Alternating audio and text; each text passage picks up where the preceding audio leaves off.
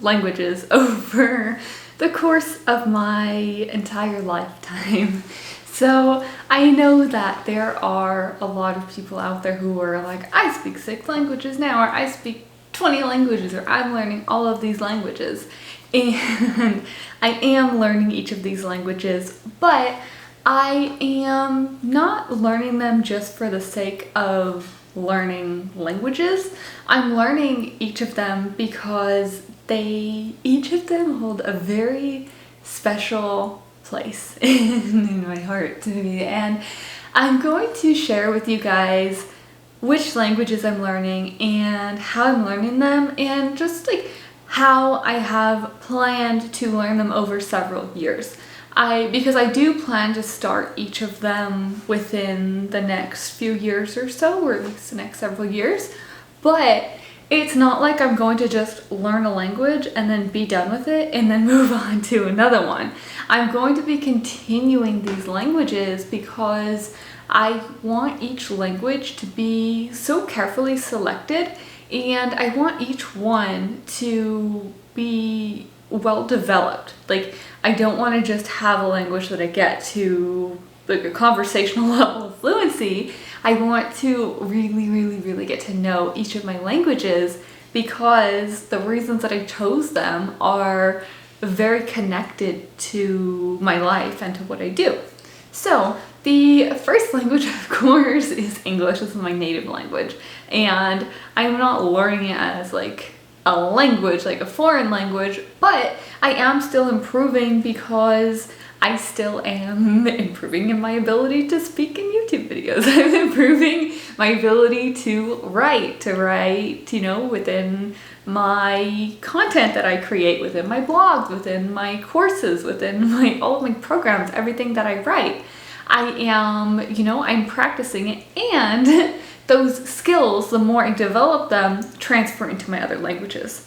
So like with Spanish, my second language, and this one I've had for quite a while, it's been 13 years now, and I'm learning this language, like I am fluent, if you want to say, in this language, but that like there's still so much room for improvement, because there just is. There's no end to like how much I can improve, and I don't ever want there to be an end.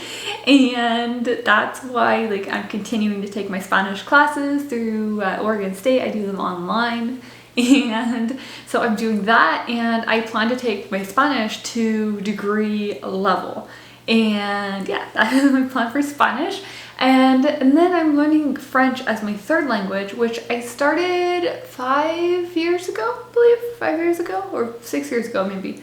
But I started a while ago. I did it for about 1.5 years, and then I took a break while I was starting my teaching career, and I am transitioning back into it right now. I'd say I'm pretty much relearning what I had learned before. It's still there. I still understand quite a bit, and I just need to bring it back and, you know, start using it again.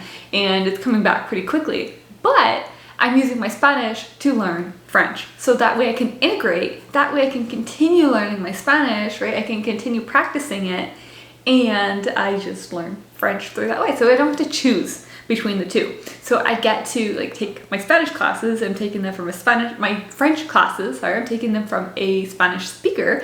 And so everything we do is in Spanish, but I'm learning French.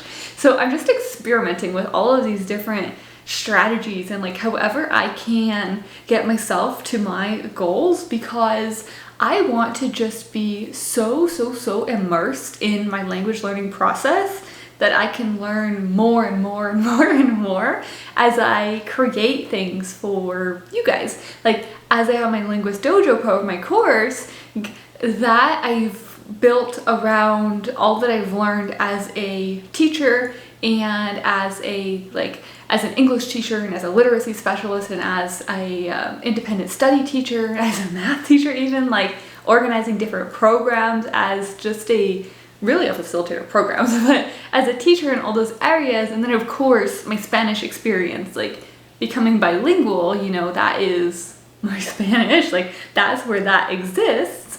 And so that's all built around there. And then of course my studies in linguistics, like transferring languages and like how the native language applies to the foreign language and how they're learned differently and similarly in that whole process. So the more that I learn within my languages, the more that I practice, and the more different types of languages, like different orthographies that I am exposed to, the more I can really implement my own strategies and also develop them even further and create new strategies to share with you guys. So it's very much for me is all one cohesive element. So orthography is moving this way. My fourth language is Mandarin. So my Mandarin, if you leave anything down below in Mandarin, I probably won't understand it. I am very, very much a beginner in this language. I'm like A0. But so my plan with Mandarin is I have my French and my Mandarin that I'm planning to take in the fall in my Oregon State classes. And those are going to be the very beginning courses. So even though I've studied French, I'm starting with one. It's not 101, although I don't know why it's not 101, it's 111 I think, but it's the very first one. So it's going to be all review. Like the first year, maybe even the second year, is going to be review. And I'm continuing with my tutor that I work with, who is my Spanish speaker, who teaches me French and Spanish. I'm continuing with her. And the idea is over the summer, I'm going to regain everything that I had before and then some, and then spend more time reviewing and more time going through, because I'm going to build a very, very strong, solid foundation, just like I encourage all of my students to.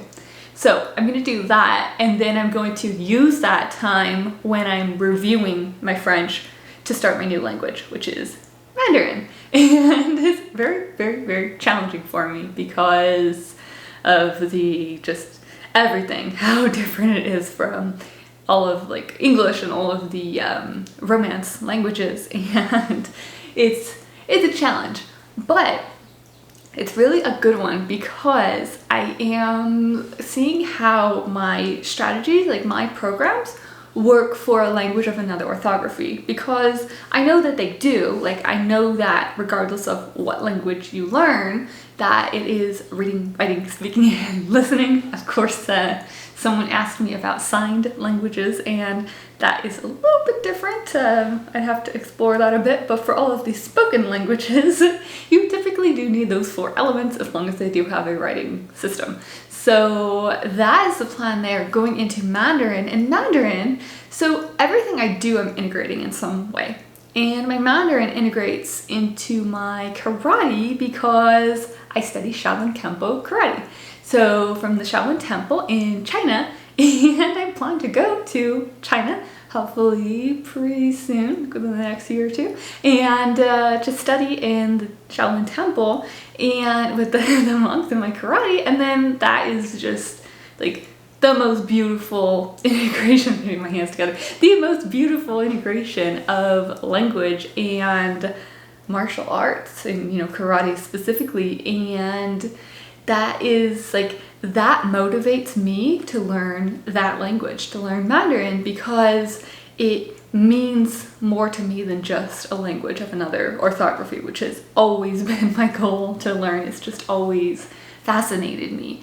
And so I'm learning Mandarin. And then my plan is, so 2 years of Mandarin in my my courses, while I'm taking my French classes and my Spanish classes, which I'm like pretty close to being done with the courses even for the bachelor's degree, but I'm planning to just keep taking one class each quarter so that I can just keep it going and keep learning. And even once my Spanish gets really to a high level, there's still always more vocabulary and there's always more I can learn. There's more I can learn about like the history and culture and all of those things, and just practice the language, especially since I don't live in a Spanish speaking country. It's just good for me to have that practice to keep it going.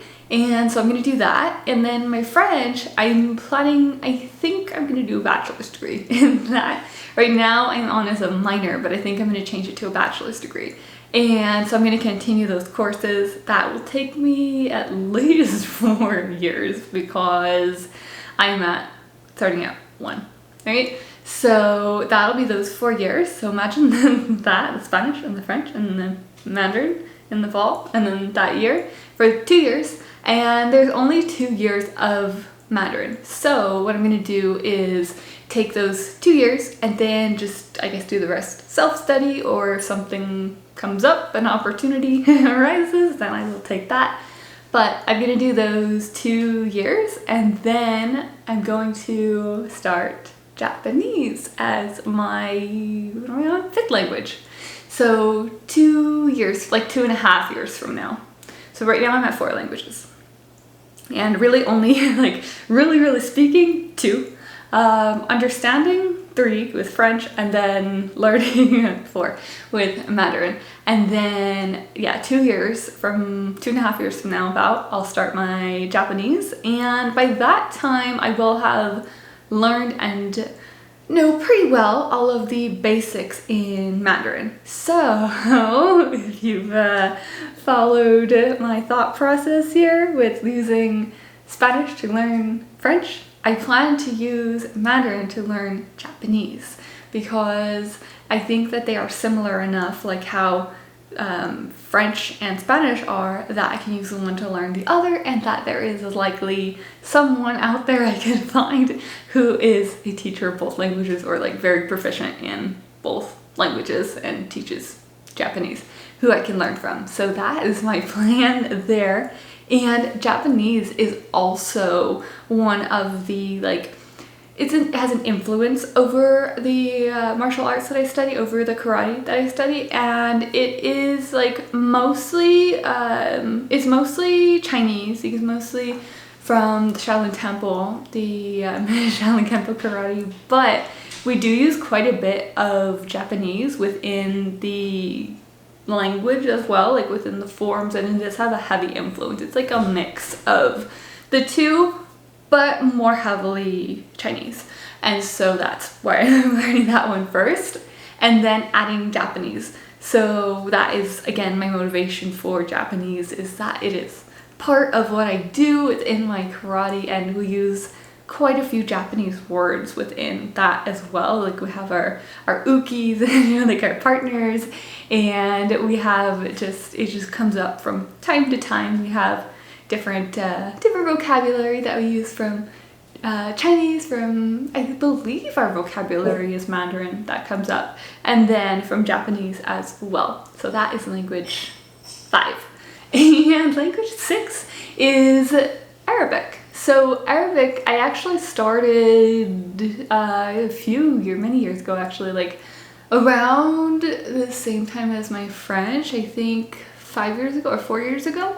And with that one, I started it. I didn't really have a strong motivation for learning that one. I was just dabbling, and it interested me because of the orthography, because I just think it's so beautiful. And I don't know exactly what it is that draws me to it, but there is something that is just pulling me toward that language. So that is my 6th language, and I really don't have a solid plan for learning that one yet, because it's a ways away, and I'm going to just kind of see where I am at that point once I get through the first 5, through getting them started and going.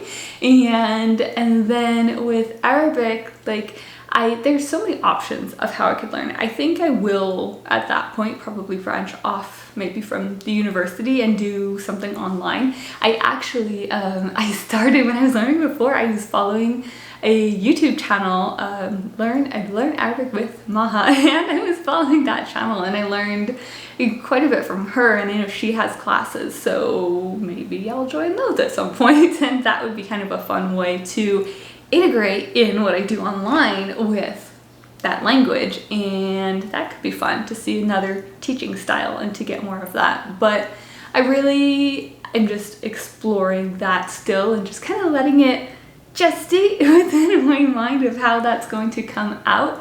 I started with that one actually. I tried Rosetta Stone and I was using that because I've used Duolingo. I went through the whole thing with French. And I was like, I think they didn't have it and they didn't have Arabic. I think that's why I went to Rosetta Stone, because I was looking for the language. And so I tried that one and I didn't like it, to be quite honest. Like, there's nothing wrong with the program, but it's not my style of learning. It's not like, it's picture and word association. So whereas like Duolingo is more translation based, and I prefer that method. It just works better for my brain. And I know that Rosetta Stone works for a lot of people, but it doesn't really work for me.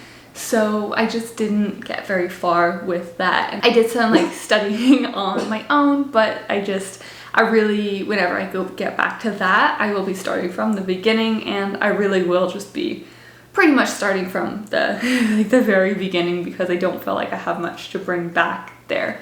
But I also did not have the experience of like all the language learning and teaching that I do now. So it'll be very interesting to see how that all plays out. But yeah, that is my plan for my 6 languages. And of course, I will be taking you guys through my whole entire process over the years and years and years within all of my content over here on YouTube and Instagram and my website and all of those things. And yeah, we'll see everything. It'll all be up here. And please let me know anything you really want to know down below in the comments. Bye!